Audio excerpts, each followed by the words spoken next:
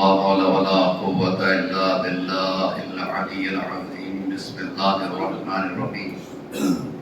الحمد لله رب العالمين. الصلاة والسلام على سيد العرب والعجم، جسمه مقدس معطر مطهر منور، نور الهدى مصباح الظلم جميل الشمم شفيع الأقم صاحب الجود والكرم، والله عاصمه وجبريل خادمه والبراق مركبه والمعراج سفره، وسدرة المنتهى مقامه وقاب قوسين مطلوبه والمطلوب تعوده والمقصود جوده، سيد المرسلين أنيس الغربين الملقب بطه والياسين محبوب رب المشرقين والمغربين جد الحسن والحسين.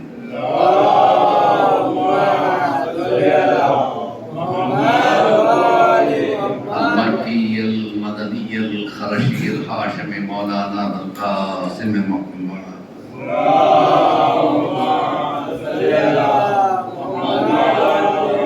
وآله الطيبين الطاهرين المعصومين المظلومين المنتجبين من يومنا هذا إلى قيام يوم الدين. أما بعد، فقد قال رسول الله صلى الله عليه وآله وسلم: إن الحسين مصباح الهدى وسفينة النجاة. صلوات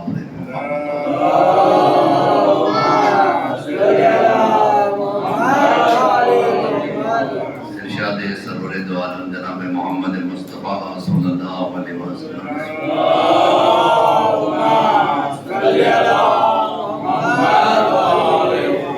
کہ بے شک میرا حسین مصباح الہدیٰ یعنی ہدایت کا چراغ ہے، وہ سفینۃ النجاۃ اور نجات کا سفینہ ہے. یعنی ہدایت چاہیے تو حسین کے پاس آؤ، نجات چاہیے تو حسین کے پاس آؤ. ہدایت کا تعلق دنیا سے ہے، آخرت میں ہدایت نہیں ملے گی. نجات کا تعلق آخرت سے ہے، دنیا میں نجات نہیں ملے گی. یعنی اگر دنیا چاہیے تو حسین کے پاس آؤ، اگر آخرت چاہیے تو حسین کے پاس آؤ. ایک سلوات پڑھے پر محمد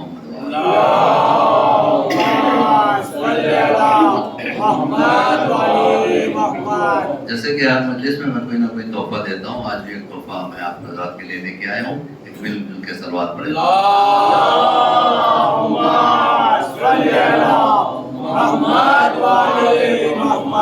کبھی کبھی آپ نے آزمایا ہوگا کہ جس کام میں بھی ہاتھ ڈالو کام خراب ہو جاتا ہے، جس بزنس میں ہاتھ ڈالو نقصان، جہاں انٹرویو کے لیے جاؤ فیلیور. کبھی کبھی باوجود پوری تیاری کے ناکامیاب ہوتی، باوجود دعا کرنے کے، اعمال کرنے کے ناکامیاب ہوتی. اس کی وجہ کیا ہے؟ کبھی یہ جو اللہ نے زبان دی ہے نا، یہ دوسروں کو خوش کرنے کے لیے دیے، دوسروں کو ناراض کرنے کے لیے نہیں. میں اکثر ایک جملہ کہتا ہوں، اللہ نے زبان دی، بچھو کا ڈنک نہیں دیا.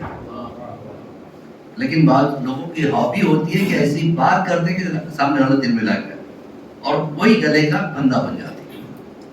یعنی کبھی کبھی ہم مذاق میں کسی کا دل دکھا دیتے ہیں، مذاق میں کسی کو ناراض کر دیتے ہیں، کسی کا مذاق اڑا دیتے ہیں، کسی کی کمزوری کو بتلا کے اس کا مذاق اڑاتے ہیں. اس میں یہ ہوتا ہے کہ وہ جو چیزیں ہیں اللہ ہماری نعمتیں لے لیتے ہیں، برکتیں ختم ہو جاتی ہیں. اب ہمیں پتہ بھی نہیں چلتا کس کا ہم نے مذاق اڑایا، کس کا ہم نے دل دکھا دیا. سامنے والے کا جو آہ نکلتی ہے نا دل سے، یہ بڑی خطرناک آہ انسان کے گلشن کو برباد کر دیتی ہے. لہذا اس سے بچیں. مذاق اپنی جگہ ہے، لیکن مذاق میں کبھی کسی مومن کا مذاق نہ اڑائے، کسی کی کمزوریوں کا مذاق نہ اڑائے. کوئی اگر لنگڑا کے چلتا ہے اس کے سامنے لنگڑا کے چلے، کسی کا چہرہ ٹھیک نہیں ہے اس کے سامنے چہرہ بنا کے گئے، جس سے انسان کے دل کو تکلیف ہو جاتی. اگر ایسا ہم نے کیا ہے تو ہماری نمازیں قبول نہیں، ہمارے جتنی ہم اعمال کرتے ہیں وہ بھی قبول نہیں. اب اس کے لیے کیا کیا جائے؟ مثلا آپ نے کسی سے قرضہ لیا، آپ کا ارادہ ہے اس کو واپس کرنے کا، لیکن وہ کہیں چلا گیا، آپ کو پتا بھی نہیں کیا کیا جائے. تو جب تک وہ قرضہ اترے گا نہیں، آپ کا حساب ختم نہیں ہوگا. یاد رکھیے، اسی طریقے سے اگر کسی کا دل آپ نے دکھا دیا، جب تک وہ معاف نہیں کرے گا آپ اٹکے رہیں گے صراط مستقیم پر، آگے نہیں بڑھ سکتے. کیا اس کا پہلے حساب کریں. اکثر ہوتا کیا ہے کہ لوگ جو ہے نا خطبہ ذاکرین جنت کا لالی پاپ پیسہ دے دیتے ہیں، اسی میں خوش رہتا ہے. میں تو جنتی ہوں، میں مولائی ہوں. مولائی کہنے کے لیے اپنے آپ کو لائق بناؤ. ظاہر محترم بہت سب چیزیں، کوئی چیز معاف نہیں، کوئی چیز معاف نہیں ہے. اللہ اپنے گناہ کو معاف کرتا ہے، لوگوں کے گناہ معاف نہیں کرتا. جس کو آپ نے تکلیف دی ہے اس سے معافی مانگے. اب اگر پتہ ہی نہیں ہمیں کہ ہم نے تکلیف دی نہ دی، اس کے لیے ائمہ طاہرین نے ایک نماز بتائی. ایک سلوات پڑھے گا.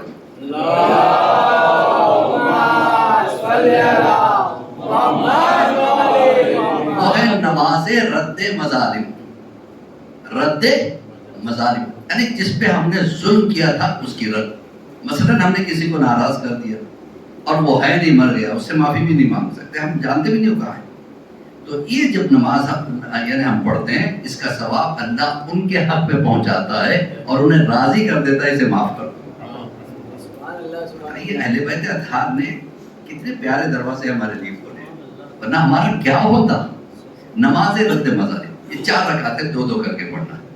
پہلی رکعت میں 1 قلم 25 مرتبہ پڑھنا، دوسری رکعت میں 1 قلم 50 مرتبہ پڑھنا، تشہد السلام پڑھیں گے صبح کی طرح، پھر کھڑے ہوں گے. پھر نماز رد مظالم پڑھتا ہوں میں 2 رکعت قربت اللہ. تیسری رکعت میں یعنی اب جو پہلی ہوگی وہ ہماری تیسری ہوگی، کیونکہ 2 تو پڑھ چکے ہیں نا. تو تیسری میں 1 قلم 75 مرتبہ پڑھنا، چوتھی میں 1 قلم 100 مرتبہ پڑھنا. مطلب کیا ہے 25 25 25 50 75 100 یاد رہے گا نا. اب آپ نے اتنی بڑی نماز کیوں بتا بھائی؟ آپ کی حرکتیں تو ایسی تھی، آپ کی حرکتیں بھی تو ایسی ہیں، اتنا آسانی سے کیسے معاف ہو جائے گی. یہ نماز ہمیں کم سے کم زندگی میں 1 مرتبہ، ویسے تو ہر روز پڑھنا بہتر ہے. ہر روز ہم سے غلطی ہوتی. بیوی نے ذرا سا نمک کم کر دیا، وہ آفت آ گئی. اب جو آپ نے دل دکھایا نا اس کا، اب بیوی سے معافی مانگے، کیسے معافی مانگے؟ تو اس کے لیے یہ نمازیں رد مظالم ہے. کوئی سائیکل والا تھوڑا ٹچ کر کے چلا گیا، کوئی جان بوجھ کے نہیں مانگتا، اے تیری آنکھیں نہیں نظر آ رہی. یہ اس طرح کے جملے انسان کو شوبہ نہیں دیتے. ہم میں اور حیوان میں فرق ہے. حیوان غضب میں آ جاتا ہے، انسان صبر میں آتا ہے. ایک سلوات پڑھے گا محمد.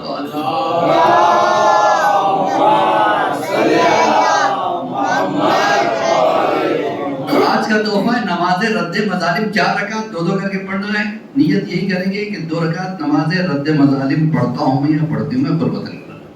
1 قلم 25 قل اللہ، دوسرے رکعت میں 1 قلم 50 قل اللہ. پھر 2 رکعت کی نیت کریں گے 1 قلم 75 مرتبہ قل اللہ، 1 قلم 100 مرتبہ قل اللہ. ثواب اتنا زیادہ ہے کہ آپ اندازہ نہیں کر سکتے. اگر کوئی بلڈنگ بنائے زمین سے لے کے آسمان تک، اس میں جتنا ریتی گارا مٹی لگے اتنا ثواب اس نماز میں. اور اللہ ہمارے گناہ بھی معاف کرتا ہے، ہمارے عزیزوں کے گناہ کو معاف کرتا ہے، ہمارے ماں باپ کے گناہ کو معاف کرتا ہے، اور ہم جس کے گنہگار ہیں وہ ہمیں معاف کر دیتا ہے، کیونکہ اس کے کھاتے میں بھی اس کا ثواب چلا جاتا ہے اور وہ ہم سے راضی ہو جاتا ہے. اور کبھی بھی یاد رکھے گا ایک دعا ضرور مانگی، مغفرت کی دعا. پروردگار ہمیں معاف کر. ہمیں معاف کرنے کا طریقہ کیا ہے؟ پہلے آپ یہ کہیں پروردگار میں نے سب کو معاف کیا، میں نے سب کو معاف کیا، جو جو میرا گناہگار ہے میں معاف کیا. تو اللہ کہتا ہے دیکھو یہ بغیر کہے کہ سب کو معاف کرتا ہے میں اس کے گناہ معاف کرتا ہوں. ہم تو کسی کو معاف نہیں کریں گے، چھوٹی چھوٹی بات دل میں رکھیں، چاہیں گے وہ سامنے والا ہمیں معاف کرے. کیسے ہو گئے؟ مولا کائنات کی ایک بات یاد آ رہی جس کو مالک اشتر کو ایک خط لکھا تھا مولا نے، جارج جرداق نے. The voice of human justice کتاب اس نے لکھی. دا وائس آف ہیومن یعنی انسانی عدالت کی آواز علی ہے. اس میں مولا کائنات کا وہ خط جو انگلش میں ہے، جو میں آپ کے سامنے پیش کروں گا، اور اس کو اس کا ٹرانسلیشن میں پورا خط نہیں، چند جملے. مولا کائنات نے کیا کہا؟ او ملک، اے ملک، be it known to you، تمہیں یہ معلوم ہونا چاہیے. I am sending you as a governor of the state، میں تمہیں ایک اسٹیٹ کا گورنر بنا کے بھیج رہا ہوں. And the people of the state are 2 categories، اور ہر اسٹیٹ کے 2 طرح کے آدمی. Either they are your brothers as human being، یا انسانی ناطے میں وہ تمہارے بھائی، اور دے آر بردرز آف ایمان، یا مومن ہونے کے ناطے وہ تمہارے بھائی ہیں، دونوں بھائی، چاہے ہندو ہے تو بھی بھائی. اس سے بڑا جملہ مولا کائنات جیسا کون لا سکتا ہے؟ اے ملک، تمہیں معلوم ہونا چاہیے کہ میں تمہیں گورنر بنا کے بھیج رہا ہوں، اور ہر اسٹیٹ کے دو طرح کے لوگ ہوتے ہیں، یا تو وہ ہیومن بینگ ہونے کے ناطے تمہارے بھائی ہیں، یا مومن ہونے کے ناطے تمہارے بھائی. اب آگے کیا کہتے ہیں مولا؟ انکیلکولیٹ، اپنے اندر پیدا کرو. کیا پیدا کرو؟ کیپ فارگیونگ دی پیپل، لوگوں کو معاف کرنا سیکھو. اس لیے the way you expect your Allah to forgive you on your mistakes، جیسے تم چاہتے ہو خدا تمہیں تمہارے گناہوں میں معاف کرے، تم دوسروں کو بھی معاف کرنا سیکھو. صلوات پڑھے اور محمد و آلہ.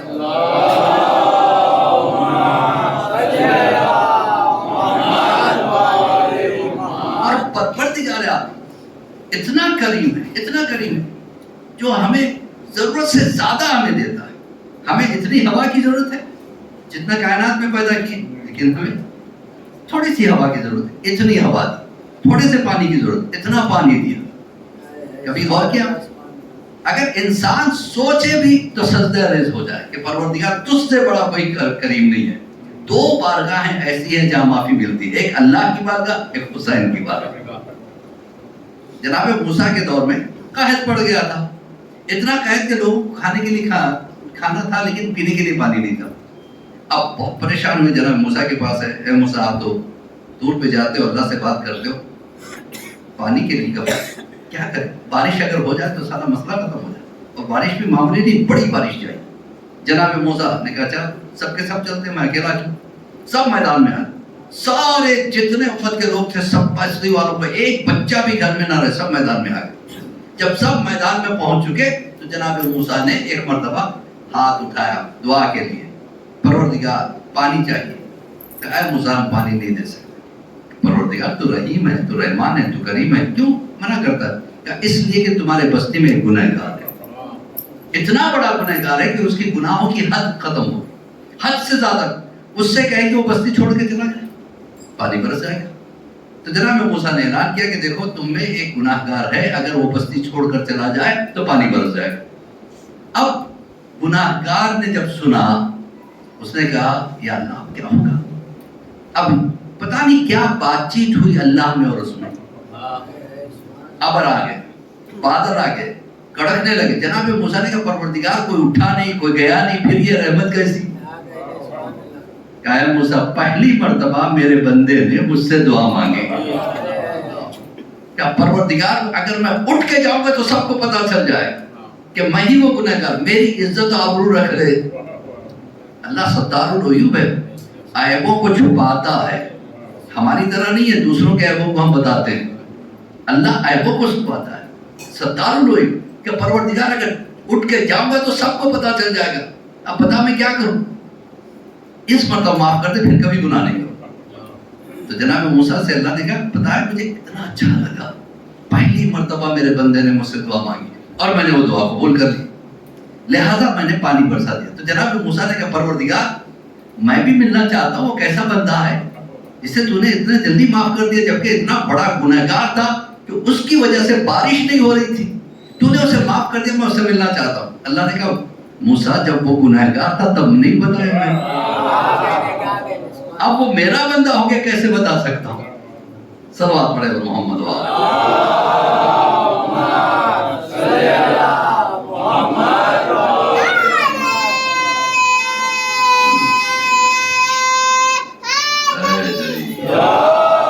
کنیکٹیویٹی چاہیے خدا سے. یہ نماز کیا ہے؟ کنیکٹیویٹی ہے. کنیکٹیویٹی کسے کہتے ہیں؟ کنیکٹڈ رہنا کسی چیز سے کنیکٹڈ. ہم کس سے سب سے زیادہ کنیکٹڈ ہیں بتائیے؟ میں آپ سے گفتگو کر رہا ہوں موبائل سے، کتنی زیادہ کنیکٹڈ ہے.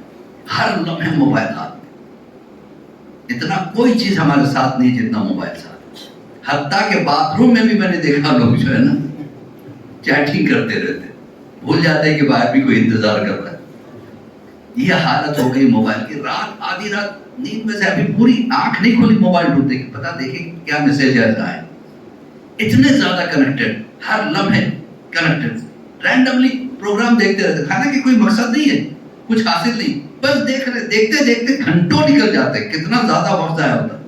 کبھی آپ نے سنا، سوچا یہ جو وائٹ اسکرین ہے وہ کتنا نقصان دیتی ہے آپ کی ریٹینا کو؟ آپ جانتے ہیں اسی کی وجہ سے ریٹینائٹس پگمنٹوزا جیسی بیماری آتی ہے۔ ریٹینائٹس پگمنٹوزا وہ بیماری ہے جو بلڈ سرکولیشن کو کم کر دیتی ہے، ٹیوبولر ویژن ہو جاتا ہے، دھیرے دھیرے آدمی بلائنڈ ہو جاتا ہے، اندھا ہو جاتا ہے، اور ایسے کتنے بچے اندھے ہو گئے۔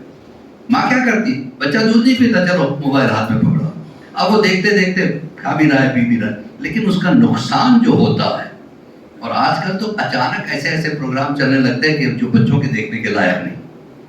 رضان محترم، بچوں کو موبائل سے دور رکھیے۔ اچھا، کہنے کا مقصد ہے کہ کتنے کنیکٹڈ رہتے ہیں۔ اگر یعنی دن میں 24 گھنٹے ہیں تو 24 گھنٹے میں 18 گھنٹے ہم موبائل دیکھتے ہیں، دیکھتے نہیں دیکھتے؟ ہر گھنٹے میں اگر کیلکولیٹ کریں، اس میں آدھے سے زیادہ وقت جو ہے نا 35 سے 40 منٹ ہم موبائل میں دیکھتے ہیں، 10 سے 20 منٹ۔ یہ حالت ہوتی ہے، اس موبائل نے اتنا دور کر دیا اپنوں کو۔ ایک چھت کے نیچے بیٹھے ہیں، باپ الگ دیکھ رہا ہے، بیٹا الگ دیکھ رہا ہے، ماں الگ دیکھ رہی، بیٹی الگ، یعنی رشتے ختم ہوتے جا رہے ہیں۔ ایک وعدہ کیجیے اپنے آپ سے کہ مجھے صبح جب تک قرآن نہیں پڑھ لوں گا موبائل نہیں اٹھاؤں گا۔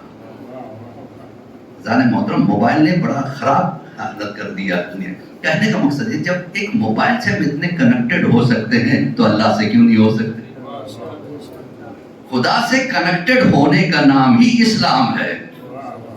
اسلام کیا ہے؟ اللہ سے کنیکٹڈ، اور سب سے زیادہ جو کنیکٹ کرتی ہے جو اللہ سے، وہ ہے نماز۔ اب آپ جانتے مومن کی پہچان کیا ہے؟ مولا کائنات نے کہا مومن کی پہچان 51 رکعت نماز ہے۔ 17 رکعت نماز پڑھنے والا مومن نہیں ہے، معاف کیجیے گا، وہ تو پڑھنا ہی ہے۔ 17 رکعت میں ثواب نہیں ہے، مولانا بیٹھے ہم نے وہ تصدیق کریں، 17 رکعت واجبی ہے، آپ کو پڑھنا ہے۔ جیسے کہ اگر الیکٹرک بل آ گیا آپ کو دینا ہے، چاہے مانگ کے دیجئے، قرضہ لے کے دیجئے، لیکن دینا ہے، نہیں دیں گے تو پینالٹی لگے گی۔ اسی طریقے سے 17 رکعت جو ہے وہ ہے، پڑھنا ہے، واجب ہے، اس میں ثواب نہیں ہے، ثواب مستحب میں ہے۔ اب مستحب نماز کیا ہے؟ صبح کی نماز سے پہلے جو 2 رکعت نماز مستحب ہے، نافل صبح، بہت بڑا سا، اتنا زیادہ ثواب ہے کہ آپ حیران ہو جائیں گے۔ بہت کے پہاڑ کے برابر نام اعمال ہمارے پلڑے میں آ جائیں گے۔ پوچھے گا بندہ پروردگار اتنا ثواب میں نے کہاں سے کیا؟ کیا وہ جو صبح کی نافلہ جو پڑھتے تھے۔ تو واجب اور سنت میں بڑا فرق ہے۔ ایک چھوٹی سی مثال دے دوں، مثلا اگر میں 1 لکھوں، 1 کا ویلیو ہے، لیکن اگر اس کے برابر میں 1 صفر لکھ دوں، 10 گنا بڑھ گیا۔ اب 1 کو ہٹا لوں، 0 کا کچھ ویلیو ہے، میں نے کہا چلو 2 0 ویلیو ہے، 3 0 ویلیو ہے، 1 آ گیا 1000 ہو گیا۔ تو یہ سنت ہے، صفر۔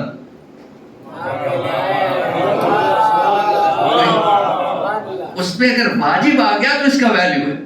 واجب ہٹا کے اگر چاہیں صرف سنت کرتے رہے، واجب تو ادا کرنا ہی ہے، لیکن سنت ادا کریں گے تو ویلیو بڑھتا چلا جائے گا۔ اب آپ کہیں گے اس میں ویلیو کیوں زیادہ دیا ہے، کیا ضرورت ہے نافلہ پڑھنے کی؟ 51 رکعت نماز، ظہر سے پہلے 8 رکعت، عصر سے پہلے 8 رکعت، مغرب کے بعد 3 رکعت، اور پھر مغرب کے بعد 4 رکعت، عشاء کے بعد جو ہے نا 2 رکعت۔ یہ کیوں ہے؟ اور نماز شب کے 8 رکعت نافلہ، پھر نماز شب 3 رکعت الگ، تو پورے ملا کے 51 رکعت۔ اس کی ضرورت کیا ہے؟ چھوٹی سی مثال دیتا ہوں۔ آپ ابھی آپ لوگوں میں سے گئے بھی تھے ماشاءاللہ سے کربلا جا کے آ رہے ہیں، قافلہ والا ٹکٹ دیتا ہے، قافلہ والا کھانا دیتا ہے، قافلہ والا ٹرانسپورٹ دیتا ہے، سب کچھ دیتا ہے، پھر بھی آپ پیسے لے کے گئے نہیں؟ کیوں لے کے گئے؟ کہ اگر کہیں کم پڑ گئے تو کام آئیں گے۔ آپ کو مثلا یہاں سے 10 دن کا سفر کرنا ہے، آپ کے لیے 3 جوڑی کافی تھے، ایک پہن کے، ایک ساتھ میں، ایک آنے کے لیے، ٹھیک؟ آپ نے اٹھا کے 5-6 جوڑی پکڑ لی۔ کبھی ایسا ہوتا ہے جو لے کے جاتے واپس بھی لے کے آ جاتے ہیں، پہننے کا موقع ہی نہیں ملتا، ہوتا ہے؟ زیادہ کیوں پکڑے؟ کہیں اگر یہ خراب ہو گیا ہے جوڑا، وہ کام آئے گا۔ تو ہماری جو نماز واجب ہے، ہمیں یقین نہیں کتنی قبول ہوئی، کتنی قبول ہوئی کسی کو نہیں پتا۔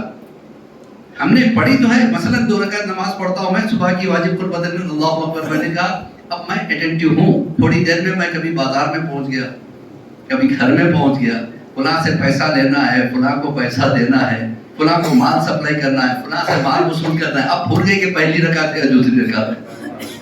تو جتنی رکعت میں ہم اٹینٹیو رہے اللہ سے وہی قبول ہے، باقی کی ضائع ہوگی۔ اب جو ضائع ہو گئی نا، اس میں جو ہم نافلے نمازیں پڑھتے ہیں وہ ایڈجسٹ ہو جاتی ہے۔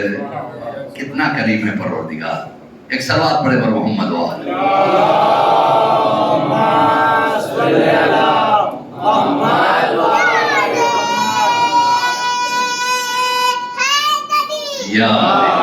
تو عزیزان محترم یاد رکھیے گا یہ چیز، اللہ سے کنیکٹڈ رہنا ہے اور امام زمان علیہ السلام سے کنیکٹڈ رہنا۔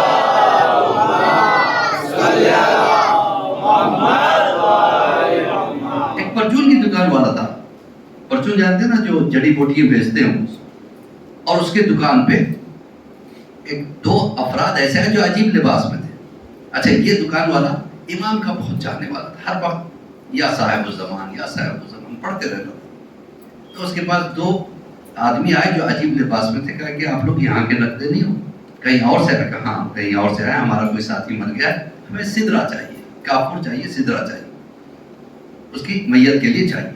کہا کہ ایسے نہیں دوں گا، جہاں سے آئے ہو، جس کے پاس سے آئے اس کے حق کا واسطہ بتاؤ، آپ لوگ وہ کہو۔ جب قسم دے دی، کہا کہ ہم امام زمانہ کے لیے کام کرتے ہیں۔ امام کے ایسے ریپریزنٹیٹیو ہیں جو ہمارے درمیان میں ہم پہچان لیں، ایسے بننے کی کوشش کی۔ ان کہا کہ ہم امام کے لیے کام کرتے ہیں۔ تو پھر کہا کہ میں پیسے تو مجھے نہیں چاہیے، میں سدرا دے رہا ہوں، لیکن ایک شرط ہے، آپ مجھے امام کے پاس لے جاؤ۔ کہا اس کے لیے ہمیں اجازت نہیں ہے۔ کہا لے کے جاؤ، اگر امام نے اجازت نہیں دی تو مجھے ان کے پاس نہیں لے جانا، میں واپس آ جاؤں۔ کہا چلو، پہلے لے کے چلے، کیونکہ ضد کیا، امام کی قسم دیا، وہ مجبور ہو کے ساتھ میں لے کے چلے۔ راستے میں دریا آیا، جب دریا آیا تو یہ پریشان ہو کے کہنے لگا کہ مجھے تیرنا نہیں آتا۔ کہا تم ہمارے ساتھ ساتھ چلو، یا امام کہتے چلنا، تم چل نہیں رہو۔ اب وہ یا امام زمانہ کرتا ہوں، پانی پہ چلنے لگا، اچانک بارش ہوئی۔ اتنے میں اسے یاد آیا، ارے میں نے صابن سکھایا تھا اوپر کوٹھے پہ، اگر وہاں بھی پانی پڑ رہا ہوگا تو میرے صابن ضائع ہو جائیں گے۔ اب یہ سوچا، ڈوبنے لگا، انہوں نے پکڑا، کہاں جا رہا ہے، کیا سوچ رہا ہے؟ امام کے پاس جا رہا ہے، صابن کی فکر کر رہا ہے۔ اس نے کہا مجھ سے غلطی ہوگی۔ امام سے کنیکٹڈ رہنے کا مطلب ہے کہ ہر وقت ذہن میں ایک ہی شخصیت ہو، وہ ہے امام۔ اب اس نے کہا کہ مجھ سے غلطی ہوئی، کہ چلو اب امام کے خیمے کے قریب گئے، وہ کہتا ہے کہ میدان تھا جس میں سب زرد کا خیمہ تھا، جس سے نور ذاتے ہو رہا تھا۔ تو یہ کہ تم یہی کھڑو، ہم اندر جاتے ہیں، اگر امام اجازت دیں گے تو تم کو اندر لے کے جائیں گے، ورنہ نہیں۔ وہ چلے گئے اندر۔ اس کے بعد جب باہر آئے تو امام سے پوچھا، تو امام نے کہا کہ دیکھو، جس کو ہم سے زیادہ صابن کی فکر ہو وہ ہمارا کسی کام کا نہیں ہے۔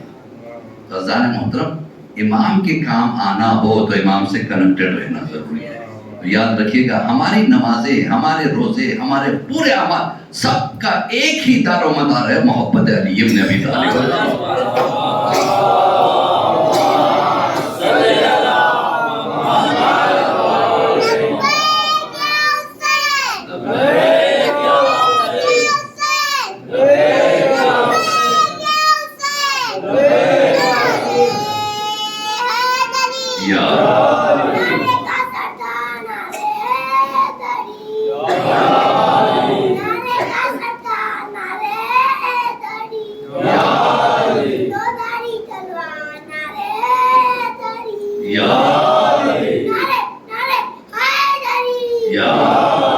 تو ظاہر محترم، کیسے کیسے مولا کے چاہنے والے، جیسے مولا کو چاہنے والے ملے اور حسین کو چاہنے والے کسی کو نہیں ملے۔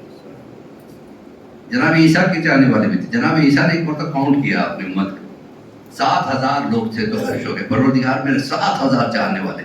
اللہ نے کہا میں نے انسان کو پیدا کیا ہے، میں اس کی فطرت کو جانتا ہوں، یہ بغیر مطلب کی کوئی محبت نہیں رکھتا، لہذا اتنے زیادہ چاہنے والے کسی کے نہیں ہوتے، تم اس میں فلٹر کرو۔ 7,000 میں سے جناب عیسیٰ نے چن کے 700 نکالا، کہا یہ میرے پکے چاہنے کا نہیں، 700 کسی کے چاہنے والے نہیں ہوتے، پھر فلٹر کرو۔ 70 چنے کا، اتنے یہ بھی بہت زیادہ ہے، پھر فلٹر کرو۔ 7 چنے کا، یہ بھی زیادہ ہے، پھر ایک کو چنا، یہ تو پکا میرا چاہنے والا کا امتحان دو اس کا، اس کی چاہت واقعی تمہارے لیے ہے یا دنیا کے لیے؟ کہ چلو گے تبلیغ کے لیے؟ کہنا چلیے ساتھ میں جائیں۔ اب یہ امتحان لینا چاہ رہے تھے جناب، چلے راستے میں ایک دور ایک بستی نظر آئی، کیا بھوک لگی ہے؟ کہاں لگی ہے یا عیسیٰ یا نبی خدا مجھے بھوک لگی، کہ مجھے بھی لگی، پیسے ہے؟ کہ ہاں میرے پاس ہے۔ کتنے ہیں؟ کہ 2 درہم۔ کہ میرے پاس 1 درہم۔ جناب عیسیٰ نے اپنا 1 درہم دیا، اس کے 2 درہم کتنے ہوئے؟ 3 درہم لے کے جاؤ، سامنے بستی سے روٹی اور گوشت کا سالن لے کے آؤ۔ یہ گیا، جا کے لیا، 3 روٹی اور سالن ملا، آ رہا تھا راستے میں شیطان نے ورگلایا، کہا کہ 3 روٹی لے کے جا تو رہا ہے لیکن نقصان میں رہے گا تو، کیونکہ عیسیٰ کا 1 درہم ہے، وہ تو اپنی روٹی کھائیں گے، تیرے 2 ہے، نقصان میں تو رہے گا، 1 کھا لے، ورنہ 1.5 بھی اگر کھائیں گے تو آدھی روٹی تیری نقصان نہیں۔ ہاں بات تو صحیح ہے۔ نے کیا کہ 1 روٹی کھا لیا، 2 روٹی لے کے آیا جناب عیسیٰ کے پاس، کیا یا نبی اللہ یہ رہی، کیا درہم کتنے تھے؟ کیا 3 روٹی کتنی ہے؟ کیا 2؟ جھوٹ تو نہیں بول رہے تھے؟ کہ میں آپ سے جھوٹ بولوں گا؟ آپ نے پوری امت سے مجھے چنا ہے۔ عیسیٰ نے دیکھا پروردگار، کہ میں نے پہلے ہی کہا تھا ایک چاہنے والا ملنا بڑا مشکل کام۔ کہ پروردگار کیا کروں، اسے کچھ معجزہ دکھاؤں؟ کہ ٹھیک ہے دکھا کے دیکھو، پتا ہے ہمیں پتا ہے یہ کیسے لوگ ہوتے ہیں۔ اب جناب عیسیٰ نے وہ سالن کی طرف اشارہ کیا، جس پرندے کا سالن تھا پرندہ بن کے اڑنے لگا۔ اب وہ تعریف کرنے لگا، واہ جناب عیسیٰ کیا کہنے ہیں آپ کو، اللہ نے اتنی طاقت دی ہے، آپ سالن کا پرندہ بنا سکتے ہو۔ کہ چپ، پتا روٹی کتنی تھی؟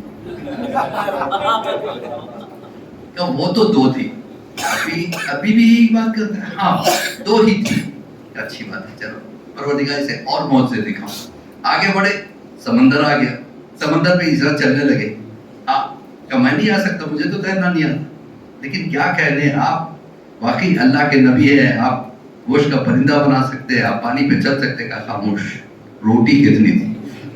کہ وہ تو 2 تھی۔ کیا پروردگار اسے اور موت سے دکھانا پڑا۔ اور آگے بڑھے، دیکھا کہ ایک جنازہ جا رہا تھا، ایک میت جا رہی تھی، ایک گڑیا رو رہی تھی، اکلوتا بیٹا میرا مر گیا۔ نے کہا کہ جناب عیسیٰ نے روکا، کہ تجھے بیٹا چاہیے؟ کہاں؟ انہوں نے کیا پروردگار اس کے بچے کو زندہ کر، شاید یہ ایمان نہ ہے، اس کا بچہ زندہ ہو گیا۔ اب یہ قصیدے پڑھنے لگا جناب عیسیٰ کے، کیا کہنا جناب عیسیٰ، میں نے جو دیکھا ہے لوگوں تم نے نہیں دیکھا، میں نے دیکھا یہ گوشت کا پرندہ بنا سکتے ہیں، پانی پہ چل سکتے ہیں، مردوں کو زندہ کر سکتے ہیں۔ جناب عیسیٰ نے کہا چپ، روٹی کتنی تھی؟ وہ تو 2 تھی۔ اب جناب عیسیٰ نے کہا پروردگار میں کیا کروں، آ کر ایک موقع دے۔ اب چلنے لگے، سمندر کے کنارے دیکھا 3 اینٹیں سونے کی تھی۔ تو جناب عیسیٰ آگے بڑھنے لگے، اس نے کہا 3 سونے کی اینٹیں، میں کیا کروں؟ آپ کو نہیں چاہیے، میں رکھ لیتا ہوں۔ کہ نہیں، چلو ایک کام کرتے، ہم دونوں تقسیم کرتے، ایک تمہاری ایک میری، تم نے 1 روٹی کھائی، میں نے 1 روٹی کھائی، یہ نہ تم نے کھایا نہ کچھ، لہذا ہم اس کو پھینک دیتے۔ اس نے کہا بات یہ تھی راستے میں بھوک لگ رہی تھی، یعنی اگر سچ بول بھی رہا ہے تو اینٹیں کے چکر میں ہے۔ سروات پڑھے بر محمد و آل محمد۔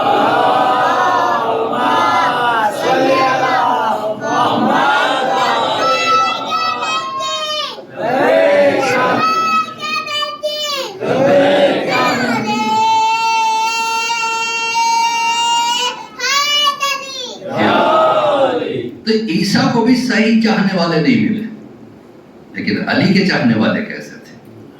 اللہ اکبر، جناب میثم تمار جیسے۔ جناب میثم ساتھ ساتھ چل رہے ہیں۔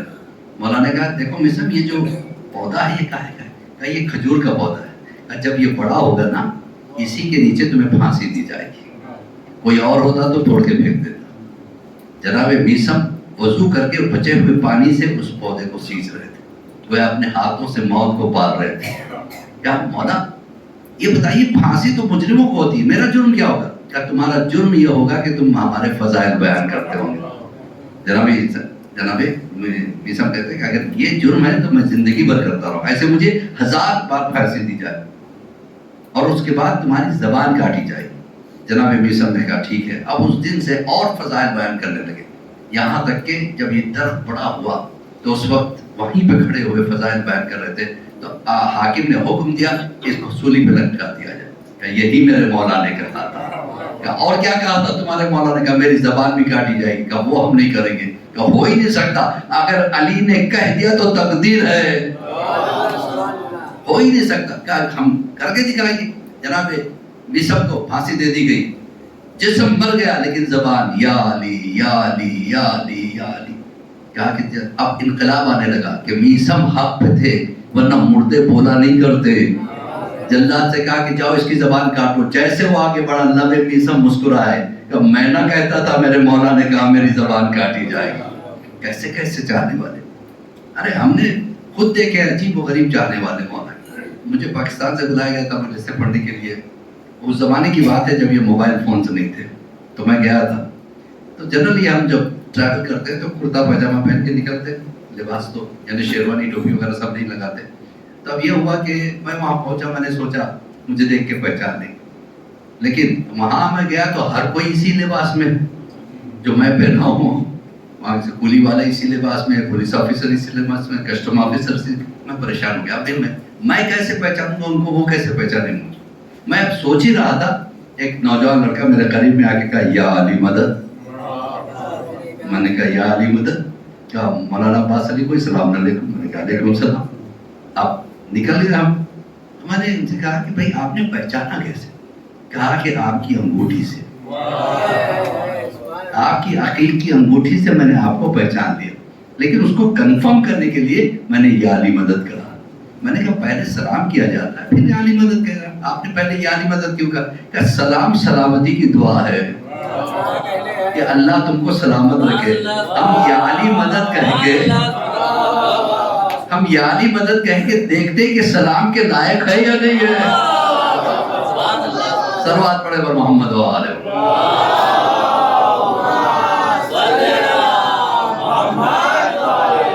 ये अपनी अपनी सोच है, ऐसा कोई शरीय मसला नहीं है, अपनी अपनी सोच है, ये उनकी सोच है। जबकि शरीयत यही कहते पहले सलाम बाद में कलाम। सलाम सलामती की दुआ है, सलाम सुन्नत है, मुस्तहब है, लेकिन जवाब वाजिब है। तो अब खैर बहरहाल जितना है कनेक्टिविटी है, वैसे हम जितने कनेक्टेड हैं, मौलाए कायनात को जितना स्टडी किया लोगों ने उतना हैरान। मौला अच्छा मैं आपको बताऊं, एक बात जहन में आ रही, शायद शहजादी चाहती है कि वो भी आपसे शेयर करूं, कि हमारे एक बड़े अच्छे दोस्त है, डॉक्टर, आई स्पेशलिस्ट है और उसमें सर्जन है, तो आंखों के बड़े बेहतरीन डॉक्टर। उन्होंने एक मतलब मुझे फ़ोन किया कि मौलाना अब्बास अली, वही एक बात समझ में नहीं आती। मौलाए कायनात ने जो ये जुमला कहा कि हैरत है इस इंसान पे जो गोश्त से बोलता है, ये बात समझ में आती है क्योंकि ज़बान गोश्त का एक लोथड़ा, हड्डियों से सुनता है, ये बात भी समझ में आती है क्योंकि कान के अंदर 2 हड्डियाँ होती है, जब आवाज़ आती है तो वाइब्रेशन पैदा होता है जिससे सेंस निकलते हैं और वो दिमाग तक जाते हैं, आवाज़ को पहचानता है। लेकिन ये बात समझ में नहीं आती, इंसान चर्बी से कहाँ देखता है? ये आँख चर्बी नहीं है, वो डॉक्टर है, स्पेशलिस्ट है और उसमें एक्सपर्ट है। कहने की आँख चर्बी की नहीं, अगर आँख चर्बी की होती तो धूप में जल जाती, आँख के सामने खड़े हो तो पिघल जाती। ये आँख चर्बी की नहीं है। कैसे मौला ने कहा? मैंने कहा ये तो मैं नहीं जानता, लेकिन अगर मौला ने कहा है तो फिर वो चर्बी ही से देखता है। अब आपकी जिम्मेदारी है कि ढूंढे यहाँ इसमें चर्बी कहाँ है, और आपको जब मिल जाए तो मुझे बता दीजिएगा। अच्छा, उसके चंद दिनों के बाद उनका फोन आया, कहा कि मौलाना जवाब मिल गया। कहा कैसे? कहा कि आंख तो चर्बी की नहीं है, लेकिन आंख के पीछे इतनी चर्बी है जो रगों को लेके आंख के अंदर भेजती है। अगर वो चर्बी ना होती तो रगें फैल जाती, अगर रगें फैल जाती तो खून का दौरान आंख में नहीं आता। तो लिहाजा देखने का जो सबसे बड़ा काम हो रहा उसी चर्बी की वजह से है। क्या आपको कैसे पता चला? क्या बात यह है कि जापान ने एक दवा ईजाद की कि कितना भी मोटा आदमी है वो उनकी गोली खाएगा तो दुबला हो जाएगा, वो चर्बी को गलाने वाली। उसका नाम था एस्प्रिन। ये वो एस्प्रिन नहीं है जो इस वक्त हमारे इंडिया में मिल रहा है, वो एस्प्रिन अलग था, जापान ने उसको ईजाद किया। अब ये हुआ कि दुनिया में हॉट केक की तरह वो बटने लगी, लोग खरीदने लगे खूब, क्योंकि बगैर एक्सरसाइज के ऐसे दुबले हो जाए गोली खा के, कौन नहीं चाहेगा। अब ये हुआ कि जिसने वो दवा खाई वो अंधे होने लगे, क्योंकि उसका काम था चर्बी गलाना। ये नहीं देखती कहाँ की चर्बी, वो आंख की चर्बी गलाने लगी। लिहाजा अब जब चर्बी गलने लगी, आंख का विजन जाने लगा, तब मौलाना का ये कौल समझ में आया। सलवात पढ़े पर मोहम्मद व आले मोहम्मद।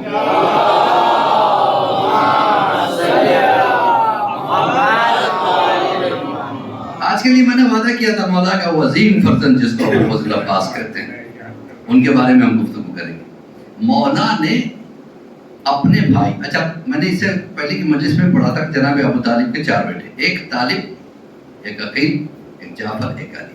ہر ایک میں 10-10 سال کا فرق تھا. جناب عقیل مولا علی سے 20 سال کے بڑے تھے, اور 20 سال کا بڑا بھائی باپ کے برابر ہوتا ہے. لہذا جناب عقیل جینولوجی کے ماہر تھے. جینولوجی جانتے ہیں نا, یعنی جینز کے بارے میں, نسلوں کے بارے میں بتاتے تھے, اور اس کا اثر بھی ہوتا ہے, نسل کا اثر ہوتا ہے. ایک مرتبہ رسول اللہ کے پاس ایک خوبصورت نوجوان آئے, ایک بچے کو لے کے آئے جو کالا, یہ گورا تھا. آگے کہا یا رسول اللہ میں گورا, میری بیوی گوری, یہ کالا بچہ کیسے پیدا ہو؟ رسول اللہ نے کہا تم نے اپنے 7ویں دادا کو دیکھا؟ کہا نہیں, کہا یہی آنکھیں تھی, یہی موٹے ہونٹ تھے, یہی کلر تھا. خوش ہو کے سینے سے لگا لیا, چلو اچھا ہے بیٹا بھی مل گیا, دادا کی تصویر بھی مل گئی. تو یہ کہتے ہیں جینز میں کوالٹیز کو آنا, اس کو کہتے ہیں جینولوجی. دوسری مثال دے دوں, میں جب چھوٹا تھا جس حوضے میں پڑھتا تھا, بابلیری نام تھا, نوگاؤں سادات میں. نوگاؤں میں جب میں زیر تعلیم تھا, وہاں ایک بڑا پیارا دلدل تھا گھوڑا, جو نئی بستی برابر میں کچھ اہل سنت افراد کی تھی. وہاں کسی نے اس کو مار دیا اور وہ مر گئے. اب یہاں کے جو سادات بچے تھے وہ جوش میں آ کے کیا اس کا بدلہ نہیں. اب یہ ہوا کہ خون خرابہ ہونے کے لیے تیار تھا, فساد ہونے والا تھا. ایک عرب آیا, اس نے کہا کہ آپس میں جھگڑو مت, میرے پاس ایک بہترین دلدل کے لائق کا بچہ ہے, گھوڑے کا بچہ ہے, میں وہ بھیج دوں گا, عربی نسل کا. اس نے وہ بھیج دیا. جب وہ آیا تو اس کے لیے ماں کا انتظام نہیں ہو پایا. اب ماں کا دودھ کہاں سے لایا جائے؟ بھینس کا دودھ پلانے لگے. دیکھیے جو اسی لیے کہتے ہیں نسلوں کو دیکھ کے شادی کرنا. اب بھینس کا دودھ پلاتے پلاتے بچہ بہترین دلدل بنا.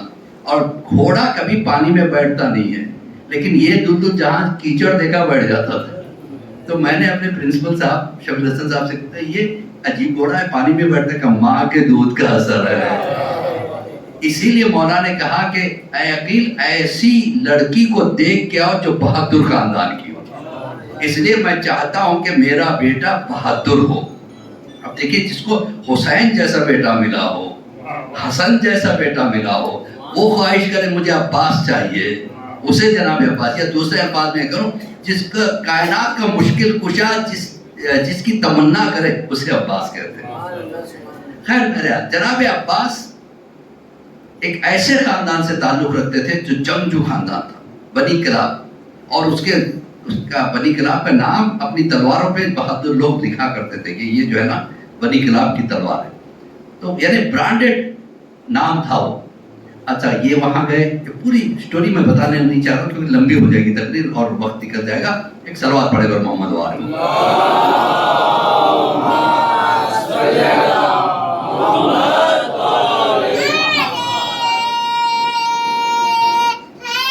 جو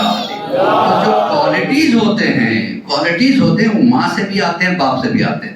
جناب عباس کو جینز میں جو کوالٹی ملی وہ بیان کرنا چاہتا ہوں.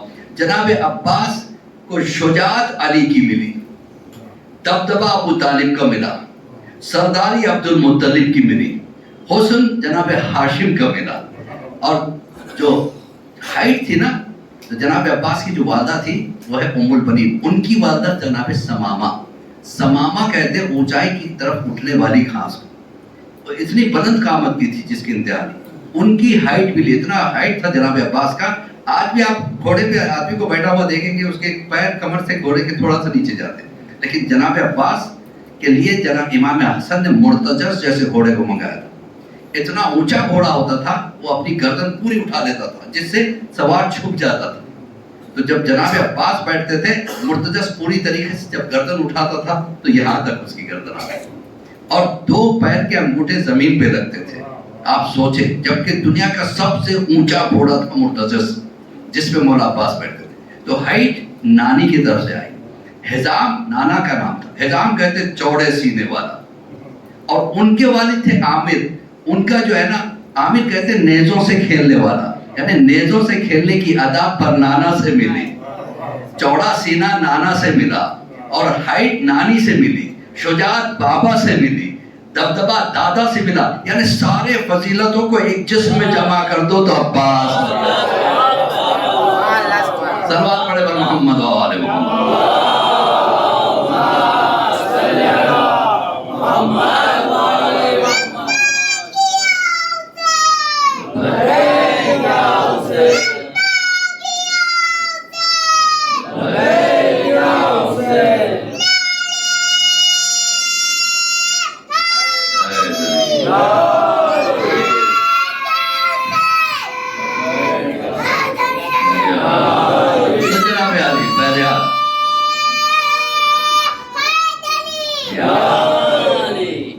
मोहतरम जनाब अब्बास का नाम जो अब्बास रखा वो जनाब सैयदा ने रखा।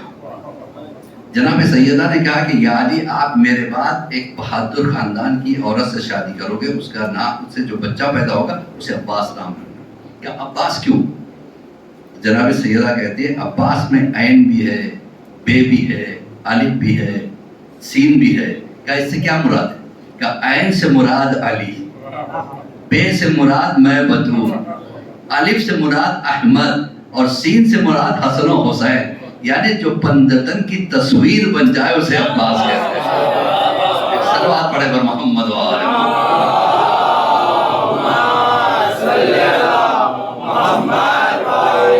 और मौलाए कायनात ने कहा था अब्बास मेरे ताकतों का वारिस होगा। क्यों? इसलिए कि करबला में वही काम आएगा।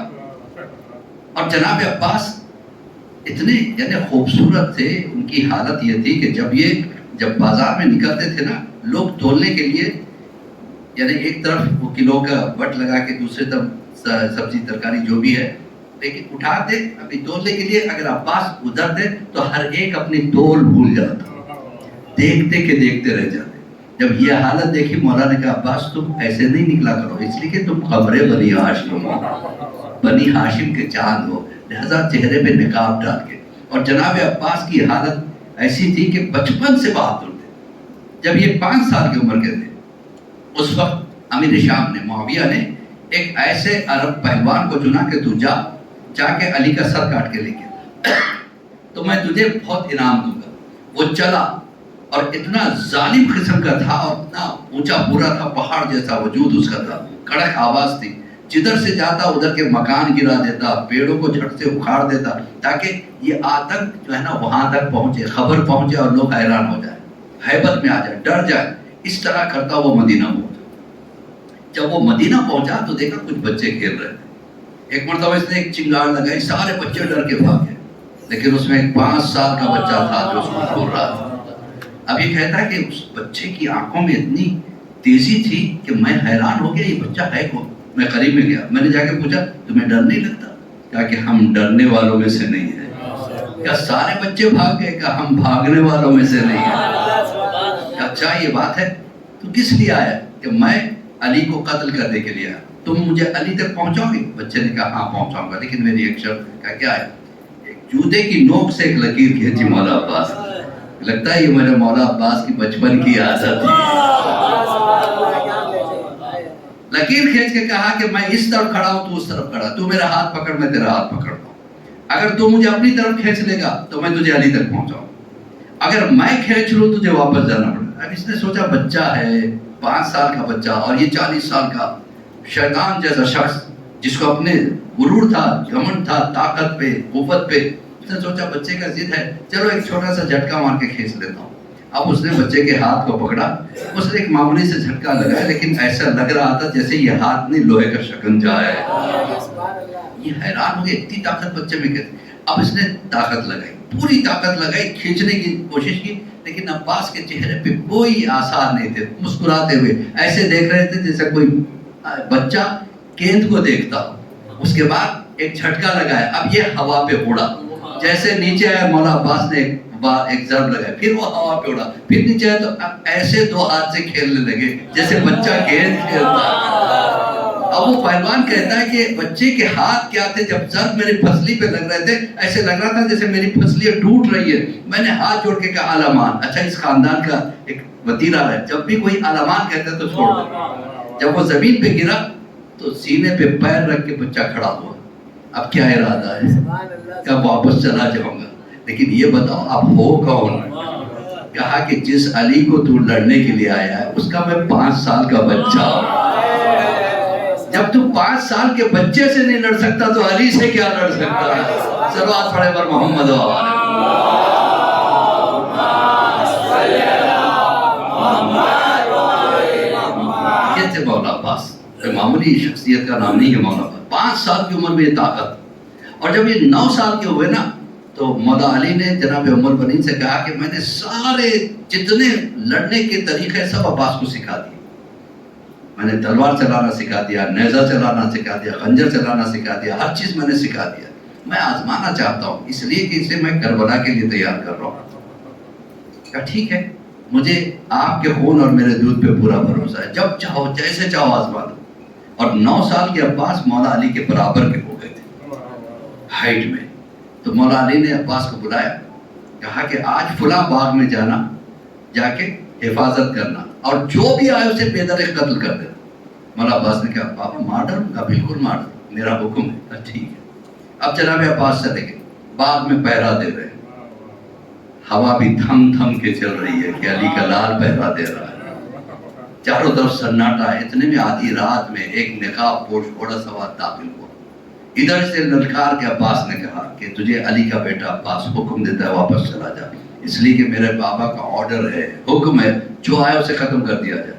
لیکن آنے والا ایک پیڑ کو ایک ہاتھ سے پکڑ کے اکھاڑ لیتا ہے. تو عباس سمجھ گئے آنے والا کوئی معمولی نہیں ہے. ایک مرتبہ کا اچھی بات ہے, اگر لڑنے کا ہی ارادہ ہے نکالو تلوار. عباس نے تلوار. اچھا اللہ کیسے گواہ پیدا کرتا ہے. اسی باغ کے ایک طرف ایک بڑا جاہل قسم کا عرب, بدوی عرب موجود تھا. اس کا غصہ بڑا مشہور تھا, بیوی کو بہت مارتا تھا. اس نے بیوی سے کہا کہ اس وقت مجھے بھوک لگ رہی, باغ کے ادھر کی طرف جو کمرہ اس میں کچھ کھانا ہے لے کے آ, اور دیر کرے گی تو قتل کر دوں گا. اور وہ جلدی سے ڈر کے دوڑی. اب جب اس نے باغ میں دیکھا 2 شیر آپس میں لڑ رہے ہیں, تلواروں سے تلوار ٹکرا. اس نے کبھی تلوار چلانی دیکھی نہیں تھی, پہلی مرتبہ دیکھ رہی. تلوار ایسے چلائی جاتی ہے, بچاؤ ایسے کیا جاتا ہے, حملہ ایسے کیا, ایک ایک چیز کو ذہن میں بٹھاتی رہی. اتنے میں شوہر یاد آیا, واپس ڈر کے آ گئی. شوہر نے کہا کھانا کہا نہیں, میں باغ سے واپس آ گئی. کہا ابھی میں تجھے قتل کرتا ہوں. اس نے تلوار اٹھائی, ابھی یہ جنگ دیکھ کے آئی تھی. اس نے دوسری تلوار اٹھائی, یہ وار کرتا ہے, یہ بچاؤ کرتی ہے, اور اس کی تلوار پہ ایسے وار کرتی کہ اس کی تلوار گر گئی. کہا تو نے کہاں سے سیکھا یہ سب؟ کہا میں نے سیکھا کچھ نہیں, ابھی دیکھ کے آ رہے ہو. کہا چلو میں بھی دیکھنا چاہتا ہوں. اللہ ایسے گواہ پیدا کرتا ہے. اب آیا وہ شخص دیکھنے کے کہتا ہے کہ یہ کوئی معمولی جنگجو نہیں ہے, کوئی ایسے جنگجو ہے جو شیروں کی طرح لڑ رہا ہے. ایسی جنگ میں نے دیکھی نہیں. ادھر صبح ہوتے ہوتے آنے والے نقاب پوش نے عباس کی تلوار کو جھکاتے زمین تک لے جا کے ایک اٹھا کے ایک چھوٹی سی ہلکی سی خراش بازو پہ دے دی. کہا ماشاءاللہ عباس بہت اچھی جنگ کرتے ہو, لیکن ابھی ہمارے برابر کے نہیں ہوئے. یہ کہہ کے چلے گئے. اب عباس وہیں بیٹھ کے رونے لگے. 9 سال کے عباس روتے روتے سورج طلوع ہو گیا. عباس گھر واپس نہیں گئے. ام البنین گئی, دیکھا کہ عباس رو رہے. کیا بات ہے بیٹا؟ کہا ماں کاش وہ آنے والا مجھے قتل کر دیتا, میں نے اتنا طاقتور کبھی کسی کو نہیں دیکھا. کہا کہ کیا کہنے چاہتے ہو؟ کہا میں کیسے بابا کو منہ دوں, اتنے مولا ہے. مولا کے عجیب سا جملہ کہتے ہیں عباس, میں نے در خیبر اکھاڑا ہے, میں نے مرحب کو پچھاڑا ہے, میں نے اندر کو پچھاڑا, لیکن تیرے ہاتھوں کے حملے میں اتنی طاقت تھی کہ علی کے ہاتھ کب کپا رہے تھے. کہ بابا وہ آپ تھے؟ کہ ہاں بیٹا میں تھا. ماشاءاللہ تم بہترین لڑنے والے ہو. اب یہی عباس جب 13 سال کے ہوئے تو صفین میں آئے تھے, اور 13 سال کی جو جوانی تھی جناب عباس کی, ہر ایک حیران ہو کے دیکھتا تھا کہ پرسنالٹی ہو تو ایسی ہو, جوانی ہو تو ایسی ہو. 13 سال کا جوان عباس نے ایک مرتبہ علی نے چاہا کہ عباس کو انٹروڈیوس کریں, لہٰذا مولا عباس سے کہا کہ میرا لباس پہنو. علی کا لباس فٹ آیا. اب سوچے علی جیسے شخصیت کا لباس 13 سال کے بچے کو جو فٹ ہو جائے اسے عباس کہتے ہیں. اپنا لباس پہنایا, اپنے گھوڑے پہ بٹھایا, نقاب پہنایا, اپنی تلوار دی, کہا جاؤ جنگ کرو. اب جو جنگ کیا ہے, اکثر کیا ہوتا تھا, یا تو آدمی میمنہ پہ حملہ کرتا ہے یا میسرہ پہ, لیکن علی کا انداز قلب لشکر پہ حملہ کرتے تھے اور گھوم گھوم کے لڑتے تھے. وہی انداز سے عباس کو لڑتا ہوا دیکھ کے پورے میدان میں علی علی علی علی علی چاروں طرف, اور علی ایک ٹیلے پہ کھڑے ہوئے مسکرا کے دیکھ رہے تھے. ملک اشتر نے کہا کیا بات ہے مولا, آج بڑے خوش نظر آتے ہو. کہا دیکھا میرے بیٹے نے میدان میں علی علی کہلوا دیا, یہ سب علی سمجھ رہے ہیں. اب انہوں نے لشکر نے گھیرنا شروع کیا. کہا کہ اب یہ چکرویو بنا رہے ہیں, لہذا میرا جانا ضروری. مولا علی ایک گھوڑے پہ سوار ہوئے, اسی طریقے سے گھوڑا, وہی لباس, وہی نقاب, اور ایک مرتبہ حملہ کیا قلب لشکر پہ, اور عباس کے برابر میں آ گئے. اب لوگ حیران ہو کے دیکھ رہے تھے. اب تک ایک علی سے ہم لڑ نہیں پا رہے تھے، اب 2 علی آ گئے ہیں۔ ایک صلوات پڑھے بس محمد آواز۔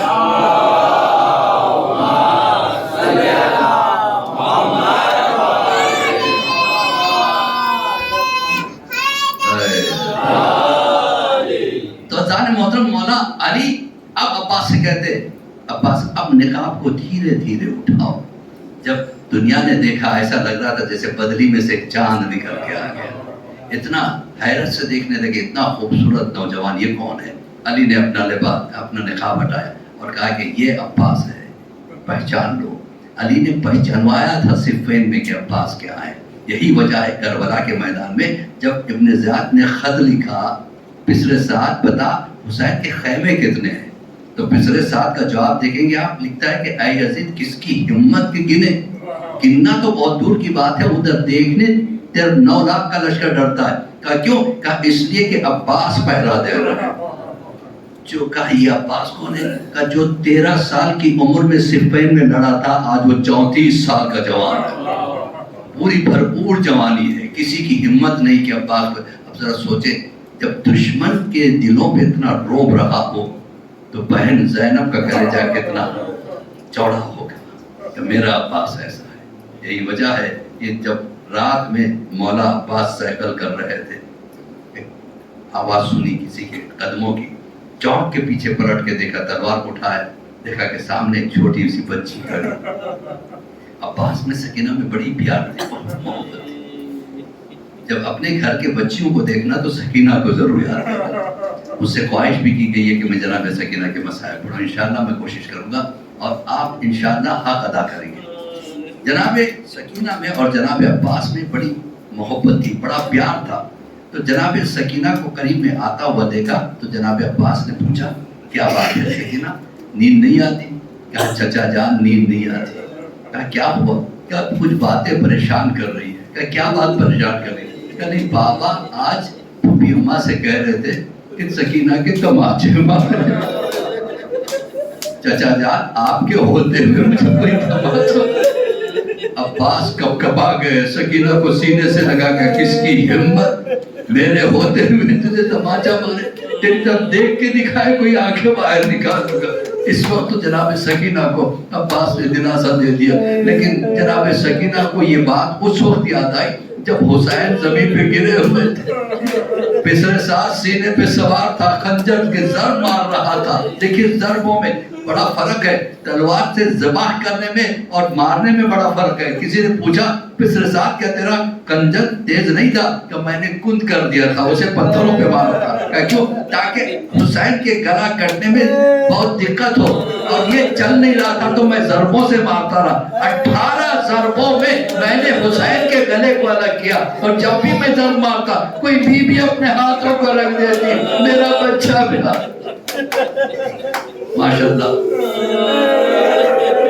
اللہ سلامت رکھے، اللہ سلامت۔ میں رک کے آرام سے مسائل پڑھوں گا، آپ خوب فرصت دیجئے، جتنا ہو سکے روئیے، اس لیے کہ پتہ نہیں کل کون زندہ رہے کون۔ تو ظاہر محترم جناب اس وقت جناب سکینہ دوڑتی ہو گئی، بسر سعد کے ہاتھ پہ ہاتھ رکھ کے کہتی میرے بابا کو مت مارو۔ تو پہلا تماچا تھا جب بسر سعد نے سکینہ کو مارا، سکینہ تورا کے گری، فرات کا رخ کیا، چچا یہ پہلا تماچا لگ گیا چچا۔ اب یہاں سے سکینہ تماچے کھاتی ہوئی کربلا سے کوفہ، کوفے سے شام تک پہنچ گئی۔ جب بھی کوئی تماچا مارتا مولا عباس یاد آتے، سکینہ سجاد سے کہتی اے بھیا سجاد، شمر سے کہے میرے منہ پہ تماچے نہیں مارے، اس لیے کہ میرے ہاتھ بندھے ہوئے ہیں۔ تماچے کے بعد سہلانے کے لیے ہاتھوں کا آزاد ہونا ضروری ہے۔ خزانہ محترم جب شام کے قید خانے میں بچی آ گئی تو بچی بار بار روتی۔ آپ کو ایک بات بتاؤں کہ سب سے پہلا انقلاب کہاں آیا؟ عورتوں میں نہیں آیا، مردوں میں نہیں، بچوں میں آیا۔ بچے روز رات کو پوچھتے اپنی ماں سے یہ کس کی رونے کی آواز قید خانے سے آ رہی ہے؟ مائیں کہتی کوئی یتیمہ رو رہی ہے، ہم جا کے دیکھ کے آئیں گے۔ عورتیں آئیں، زینب سے مصائب سننے لگی، دھیرے دھیرے عورتوں میں انقلاب آنے لگا۔ اتنے میں بچوں نے ضد کیا کہ ہم بھی آپ کے ساتھ آئیں گے۔ کہا کیوں؟ ہم دیکھنا چاہتے یتیمہ کیسی ہوتی ہے۔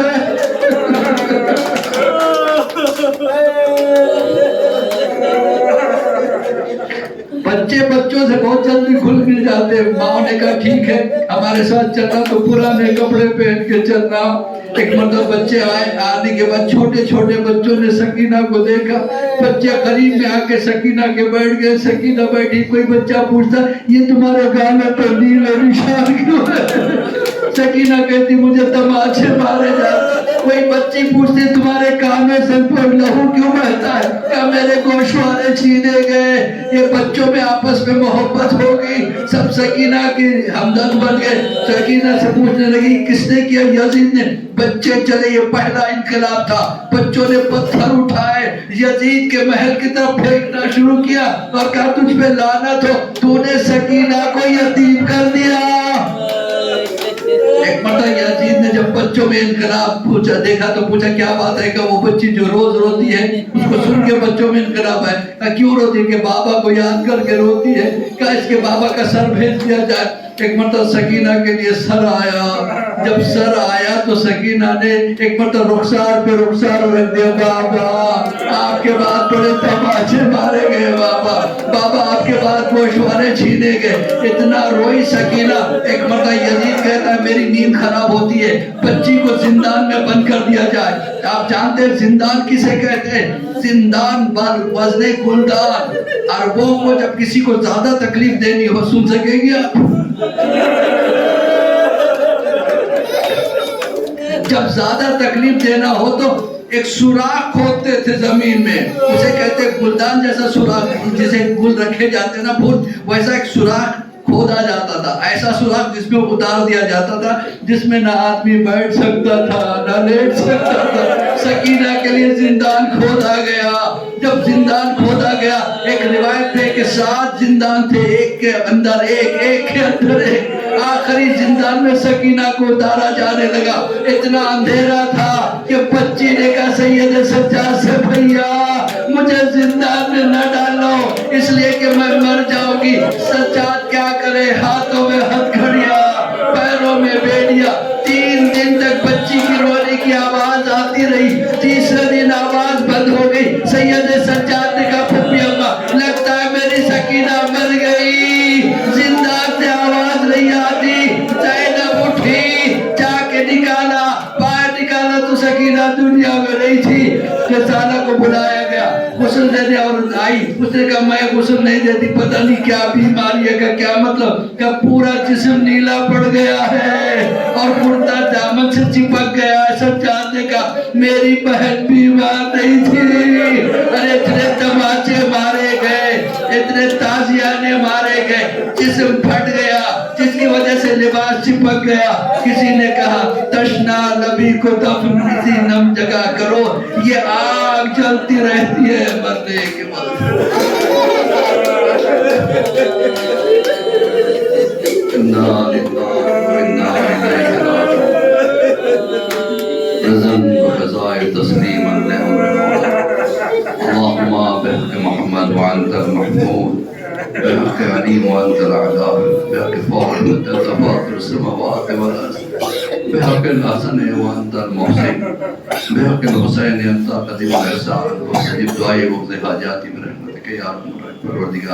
इसका रज़ादारी को कबूलियत का दर्जा हो। मेरे अजीजों, मेरे बुजुर्गों, मेरे बच्चों, इस वक्त आप लोगों के आंखों में आंसू है। जिसकी जो हाजत है, पैसे की तकलीफ है, कर्जे की तकलीफ है, औलाद की तकलीफ है या बीमारियों की तकलीफ है, किसी को औलाद नहीं है उसके लिए, कोई बीमार है उसके लिए रोते हुए, इसलिए कि रोती हुई आंखों से जो दुआ करते हैं सैयदा उस पर आमीन कहती है।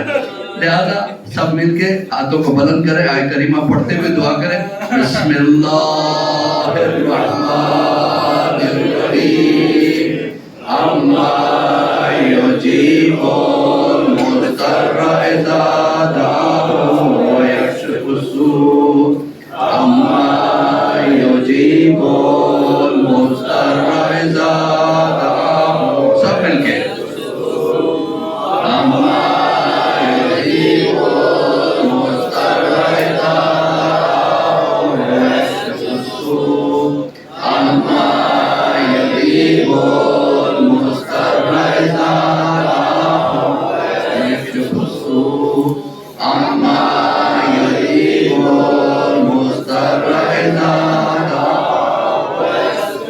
اللهم اشف كل مریض، اللهم اشف كل مریض، اللهم اشف كل مریض۔ پروردگار بحق زہرا ابیہا والہا بنوہا، جو مقروض حال ہیں ان کی قرضداری کو عطا فرما، جو گودیں اجڑی ہوئی پروردگار جن گودوں میں بچے نہیں ہیں پروردگار، جنہیں اولاد نہیں ہے انہیں صاحب اولاد بنا، جو بیمار ہیں بیمار کربلا کا واسطہ ان کی بیماری کو شفاء کلی میں تبدیل فرما، جو مفلس ہیں پریشان ہیں پروردگار ان پہ رحم فرما، امام کے ظہور میں تعجیل عطا فرما، ہم سب امام کے چاہنے والوں میں شمار فرما۔